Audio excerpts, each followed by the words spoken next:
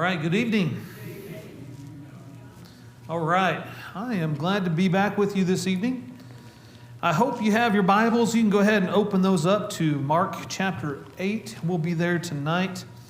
But as we get into the lesson, I don't know if you guys noticed, but I have these little things on my face called glasses. They're a wonderful invention because when I take them off, I don't know about this, but did y'all know y'all get blurry? I'm just going to let you know. I mean, I have what they call astigmatisms, which basically is a big medical word that means that my eyes don't focus where they're supposed to. The light goes through the lens there, and it kind of meets up maybe on the retina, maybe a little before, maybe they're not lined up. I have different ones in each eye. So I have to have these glasses in order to help me see everything in focus, to see very clearly. I know that some of you have these on your face as well. And some of you don't have these on your face because you're too stubborn to go get them. Yeah, y'all are laughing because y'all know I'm right. But here's the idea, right? Sometimes things happen and we don't see very clearly. You ever had one of those times? Ever had one of those times in life where you walked into a situation and you thought you understood what was going on, you thought you had a handle on it, and you start trying to do something about it, and only to find out, whoops, there was a whole lot about this I didn't really quite get that first time around. Okay, as a parent, that's really hard to swallow, you know. And while we get that with life, sometimes I wonder if that's not the same thing that takes place with our Christianity. Sometimes I wonder if we as the church don't see Jesus very clearly. And so I want to talk to us tonight and ask the question, do we see 2020? Okay, 2020 is that perfect vision, right? So I want us to ask, do we understand, do we see Jesus the way that we should? And if you have your Bibles open to Mark chapter 8, we're going to look at a story that takes place in Mark chapter 8 that I think brings this question to our minds in a very real way. Mark chapter 8, I'm going to begin reading in verse 22. This is where Jesus heals the blind man at Bethsaida. Okay? All right, beginning of verse 22. And they came to Bethsaida, and some of the people brought to him a blind man and begged him to touch him. And he took the blind man by the hand and led him out of the village. And when he had spit on his eyes and laid his hands on him, he asked, "Do you see anything?" And he looked up and said, "I see people, but they look like trees walking." And then Jesus laid his hands on his eyes again, and he opened his eyes, and his sight was restored, and he saw everything clearly. And he sent him to his home, saying, "Do not even enter the village." All right, so what's going on here? Here we have this story where we see Jesus helping a blind man to see. In this story that we just read, Jesus comes to Bethsaida, and somebody brings this blind man to Jesus and so that he can heal him. They implore him, touch him, heal him. They want this man to be able to see. And so, you know, at this moment, Jesus does what probably any of us would do in this situation, right? Jesus takes the man by the hand, leads him out of town, and he spits in his eyes. That's not even the strangest part of the story, okay? Here we go. What happens, right? Jesus asks him after he does this, he says, "Do you see?" It's almost as if we might say that Jesus is asking, hey, did the miracle work? Right? And what's even stranger than that is the blind man's response to Jesus' question, right? Because the man says, "I see men like trees walking around." So either this man is in a village with some very large men who have extra appendages, or it didn't work. This man can't see clearly. Right? And so what happens? You know, this partially restored man, Jesus then lays his hands on the man's eyes. He goes at it again, so to speak, right? And then at the end, it says, and he began to see everything clearly. His eyesight was restored. So let me ask you, what are we going to do with this story? With this account of this healing? We have a few options, right? Option number one, we could wonder, if Jesus was going through a bit of miracle-working slump. He had done this miracle. He was a little intimidated. He hadn't done one in a little while. He was a little afraid it might not work. So he hauls him out of town. Hey, can you see? No, I don't buy that one either. But, it's an option, right? Option number two, this is a very tough case of blindness. This is that extra tough blindness that you just can't heal with one healing, even if you're Jesus. No, I don't buy that one either. So that leaves us with the third option. And it's that Mark places this story here in his gospel, a story that he alone records for us as an illustration for a point that he is trying to make. Could it be that there is a deeper meaning to this story that maybe we can't yet see clearly? And I believe the answer to that question is yes. Okay, let's keep going in our story to kind of help bring about the best understanding. Verses 27 through 33. And Jesus went on with his disciples to the villages of Caesarea Philippi. And on the way, he asked his disciples, "Who do people say that I am?" And they told him, "John the Baptist, and others say Elijah, and others one of the prophets." And he asked them, "But who do you say that I am?" And Peter answered him and said, "You are the Christ." And then he strictly charged them to tell no one about him.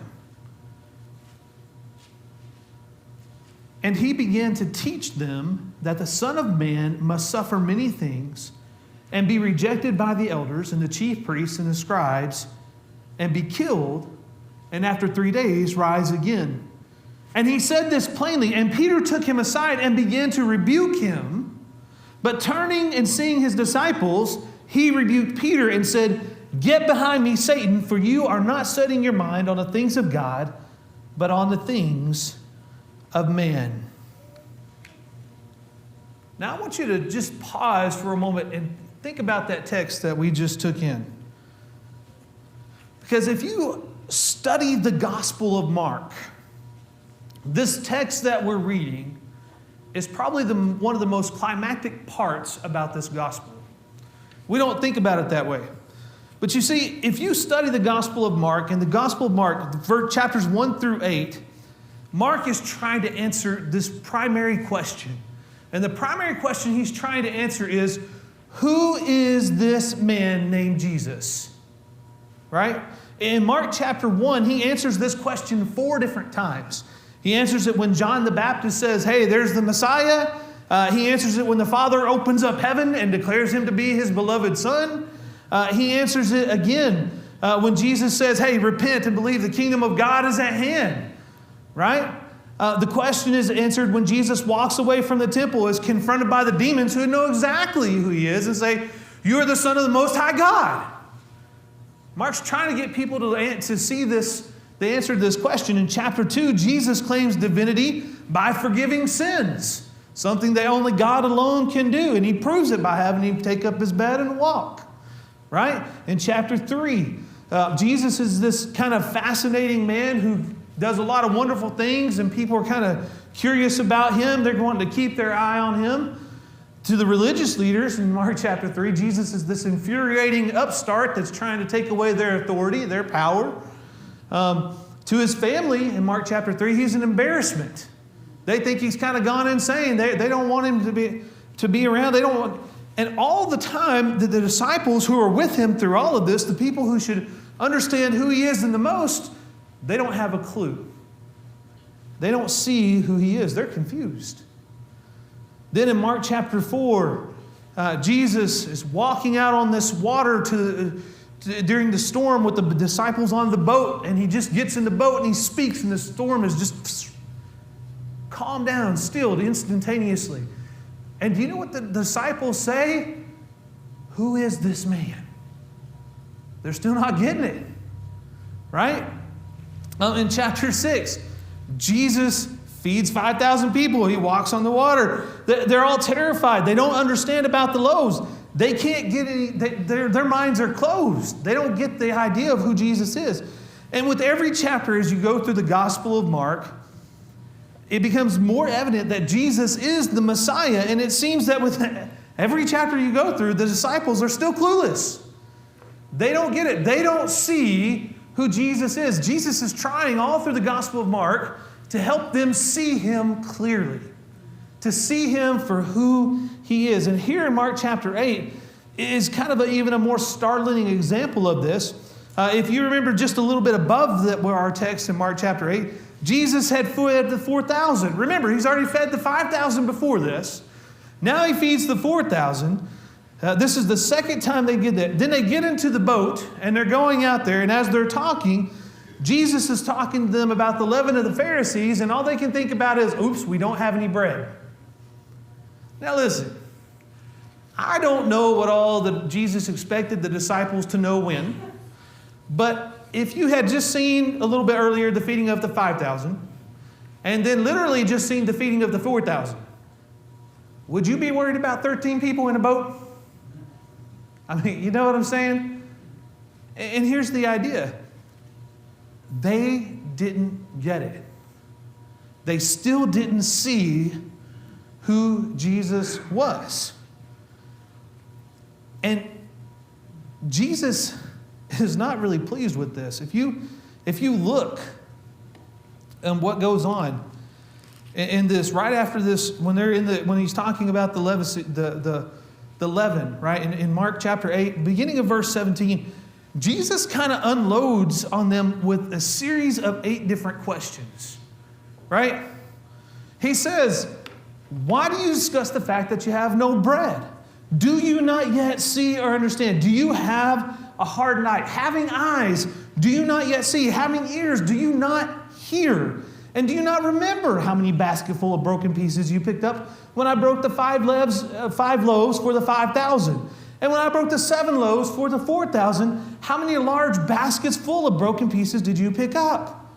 And then in Mark chapter 8 and verse 21, he looks at them and says, do you not yet understand? And right after that text is this question that he's saying. He's saying this story about the blind man. And Jesus says to them in chapter 20, or Mark chapter 8, verse 27, he says, who do people say that I am? And of course, they respond.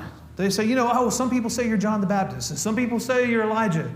Others say you're one of the prophets. Now, I think it's kind of interesting to note, nobody yet here says that Jesus is the Messiah. Have you noticed that? Nobody's saying that yet in the Gospel of Mark. They're not there yet. Because why? Because Jesus looks different than the Messiah they wanted. The Messiah they wanted was going to be some leader that was going to come through, and we're going to throw off the Roman oppression, and they might be this military might and power and lead Israel to be victorious and set up the kingdom of Israel forever and ever. That's what they were looking for. And Jesus didn't meet that. They failed to see that their Messiah would be a servant who died for them. Right? They didn't see who he was. And then Jesus gets a little more pointed with them, as we read in verse 29. He says, who do you say that I am? Right? I know what they say, but who do you say that I am? And then what's amazing about this part in Mark chapter 8 is it's like right out of the blue, the veil is lifted for Peter, and he finally gets it. Right? He says, you are the Messiah. It only took 8 chapters. Right? It only took all of these miracles, but Peter finally gets it. And when you're talking about the Gospel of Mark, that's a huge statement. This question that Mark has been trying to get people to understand from the very first chapter of his book they're finally starting to get it.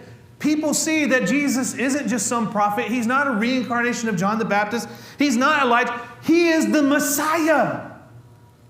The one who's supposed to come, the anointed one from God, who's going to deliver God's people. That's who Jesus is. That's what Peter says here. And then, I'm sure Peter was confused, because right after this statement, right after he says, "You are the Christ," Jesus says, "Don't tell anybody." What? Wait. We know who you are, but don't tell anybody? Why not? Why didn't Jesus say, "I'm so glad you understand. Go shout it off the rooftops. Let everybody know. Let's spread the message"? I mean, why didn't Jesus send them out right then, right there? Instead, it says that he began to tell them that the Son of Man must suffer and be rejected and be killed, and after 3 days rise again. Now, what's interesting in the Gospel of Mark is up until this time, Jesus has never talked to them about the suffering of the Messiah. He's never brought it up. This is the first time. This is the first time. And what we see taking place here in the Gospel of Mark is there's a shift. Right? They finally get it. They understand that Jesus is the Messiah, but now Jesus has to help them understand what kind of Messiah he really is. And that's what we see taking place. Because right after this, in chapter 8, Jesus states he's going to die. In chapter 9, Jesus teaches them again, I have to die. In Mark chapter 10, he teaches them yet one more time, this Messiah must suffer and die. He's trying to get them to understand. And the reason Jesus says Peter has his mind set on the things of man and not on God is because Peter has his own idea about who Jesus should be. You're the Messiah. You can't die. You've got to lead us to victory. We're going to follow in behind you. I'm going to sit at your right hand. We're going to be victorious over all these Romans. What do you mean you're going to die? No, Jesus, I don't accept that. That's what Peter's doing here. I'm going to rebuke you. Even though I'm your disciple, I'm going to rebuke you and tell you what kind of leader you have to be. You see, Peter didn't understand what Jesus was here to do. He didn't understand what kind of Messiah Jesus really was. And so Peter was trying to put his own vision of Jesus upon Jesus. Do we understand who Jesus really is? So what about the story of the blind man? How does it all fit together? Let me kind of tie some loose ends together here. At this point, the disciples know, they recognize Jesus is the Messiah. Yeah, they've actually declared that. And what an amazing moment it is when they finally get it. And yet, do they really understand what kind of Messiah he's supposed to be? And the answer is no. They don't see Jesus clearly. They don't. And right here in the center of Mark's gospel, when he is transitioning from the question of who is this man to what kind of Messiah should he be, is this story about the blind man. And he has to be healed twice. And I think the whole point of Mark's illustration with this story is this. The disciples see Jesus, but they don't see him clearly, just like this man. They didn't get it, just like the man couldn't see. Jesus healed him that first time, and he could kind of see, but he couldn't see clearly. And that's where the disciples are right now. And Jesus is going to try to get them to see who he is clearly. Does that make sense? And so do you understand now the reason why Jesus didn't want them going out and shouting it off the rooftops that Jesus is the Messiah? Because they didn't know what that meant. They would go out and teach a false vision of who the Messiah was and what it might be like to follow the Messiah. And Jesus says, you're not ready. You don't understand yet. The last thing that Jesus wants is for the disciples to go out and share a picture that's not true to what his nature is. Now, you might be looking at that and going, well, that's a wonderful and great exegetical lesson. What in the world does that have to do with us? So I want us to ask the question, do we see Jesus clearly? Let's look at Mark chapter 8. I want us to read verses 33 and 34. But turning and seeing his disciples, he rebuked Peter and said, "Get behind me, Satan, for you are not setting your minds on the things of God, but on the things of man." And calling the crowd to him with his disciples, he said to them, "If anyone would come after me, let him deny himself and take up his cross and follow me. For whoever would save his life will lose it, but whoever loses his life for my sake and the gospel's will save it." Notice what he's saying here. You want to know what it is to follow the Messiah? Take up your cross. That's what it means to follow the Messiah. This Messiah is not going to lead you in some military conquest over all the Roman nation. This Messiah is going to lead you to a path of suffering. He's going to lead you down a path that might cost you your life. That's what it means to follow this Messiah. That's what Jesus is trying to get them to understand. And I'll be honest with you, brethren, we live in a time and in a culture where many churches are filled with people just like the disciples in Mark chapter 8. Right? Our American churches are filled with people who are fascinated by Jesus. They want to hear all about Jesus and all about the miracles. They want to have all the blessings that come with Jesus. And yet they don't really know him and they don't really see him clearly. You see, many people, I'm afraid, have created their own picture of Jesus and what it means to follow after Jesus. They want all the blessings and the promises that come from Jesus without being willing to lose everything for him. And let me tell you, that's not the biblical picture of Jesus Christ. That's not what it is. They don't see him clearly. You know, here's something for you to think about. There's a pattern that emerges as you study Mark chapter 8, 9, and 10. Okay? And Mark chapter 8 is where this pattern is first established. Jesus predicts his suffering. He does. And then they don't understand. And then he tells them not about his life. He's telling them about their lives. He says, yes, I'm going to suffer and die. And if you want to follow after me, take up your cross. Take up your cross. Take up your cross. Deny yourself. In other words, Jesus is saying he's not the only one who must suffer. In chapter 9, we see the same thing. Jesus predicts his suffering. When they're on the way, the disciples are debating over who's going to be the greatest. They don't get it. Jesus stops and he tells them that this is not just the road that he's going to walk. This is the road that they must walk. It's not just about me suffering. I'm a servant. You must be a servant as well. Mark chapter 10, Jesus again predicts his suffering. And while he's doing this, this is when James and John come up and say, hey, can we sit on your right and left hand? And Jesus says, do you know what you're asking? Sure. No, they don't. They don't get it. Right? Jesus says, can you drink the cup that I must drink? See, Jesus was going to suffer and he was going to die. He says, are you really willing? Are you ready to do that?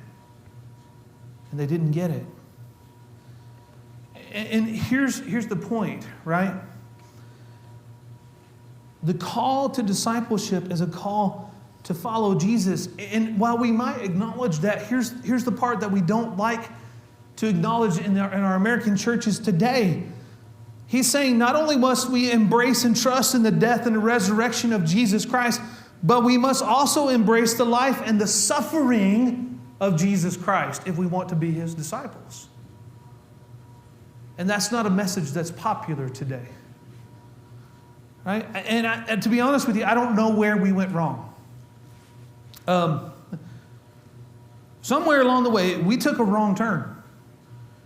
It began to happen somewhere that in churches that people believe that you can somehow accept the benefits that come from Jesus' death, but never embrace the suffering that comes along with being his disciple and being made in his image. And brethren, that's not biblical. That's not the picture that the Bible paints. And I think the last few years have shown us how many Christians embrace this mindset. I mean, in 2020, we had this thing called COVID hit. And churches across America shut down. They did.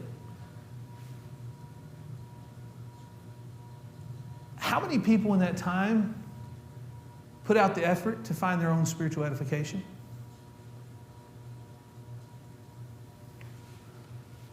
How did we use that extra family time at home? Right? Was it more of an opportunity to guide our children, or was it a burden to be borne? How did we approach it? How much of our service to God stopped when we felt like the pressure is off?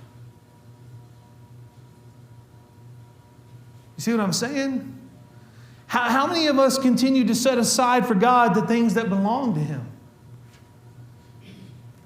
How many of us use that time as an opportunity to study and grow and see Jesus more clearly?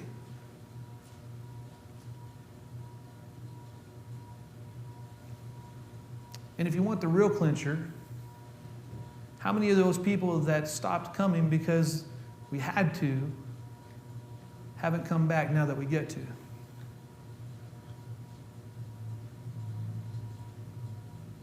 You see what I'm saying?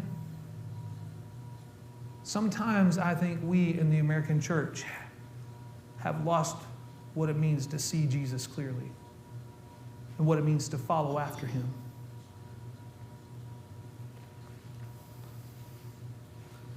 I want us to really think. I want to challenge you this evening. I want to ask you some questions. First of all, let me ask this. What have you sacrificed for Jesus? What have you given up for him?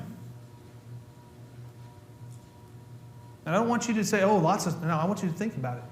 List it out. What have you sacrificed? Not what has been an inconvenience. What have you sacrificed?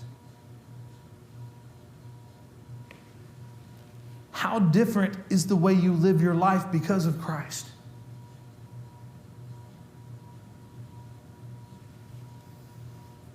And I'm asking this not as a way of lip service, but I want to stimulate our thinking. I want to challenge us.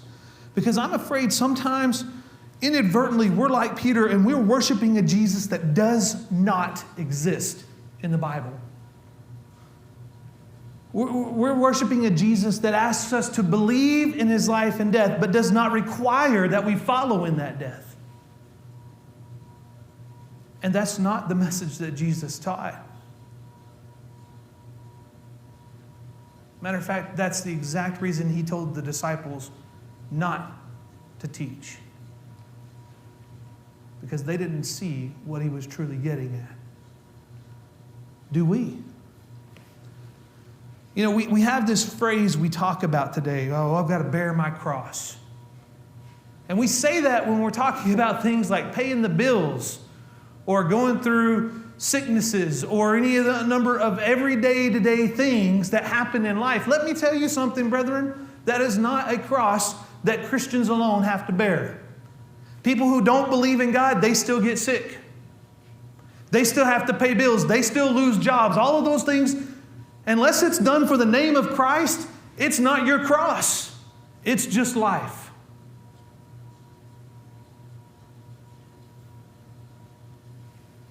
You see, when Jesus says, take up your cross, it wasn't live life with a semi-good attitude. That's a psychology message right there. When the first century Christians heard Jesus say, take up your cross and follow me, they understood what he meant because they had seen crosses. And they knew that whoever was on a cross was being crucified. You see, this was not a call to be pleasant, to be a good person. This was a call to die. To lay your life down.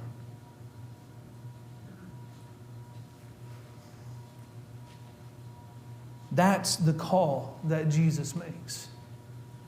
Jesus calls us to a surrender that is in totality.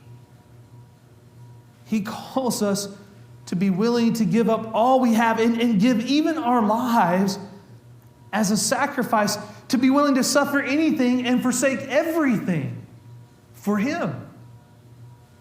That's what it means for Him to be the Messiah. That's what He calls us to today. And so I want us to think about that. We're God's people.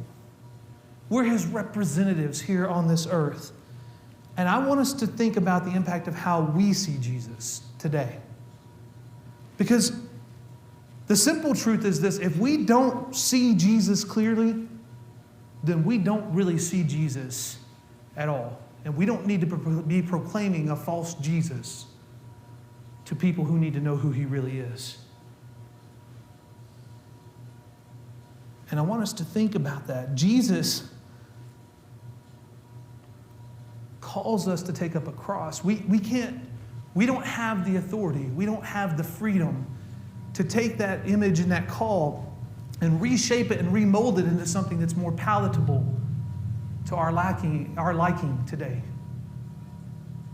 That's not our right. That's not our privilege. We're not His disciples when we do that. Our focus is on the things of man and not on the things of God. And so my call today is for us to truly embrace what it means to follow after Jesus, to see Him clearly, and to be willing to truly suffer, to sacrifice, to give up anything and everything to follow Him.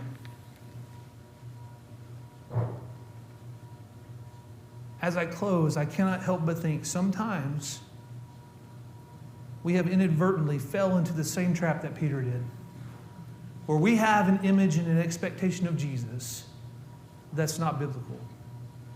That's not really who He is. And if you're here tonight and you need to change that, I want you to do that. I want you to ask yourself, am I really willing to follow Jesus no matter what it takes? Do I see Him clearly? If you don't, we want to help you. We want to pray for you as you make those changes. If you're here tonight and you need to know who Jesus is, we want to help you with that too. Please come as we stand, as we sing.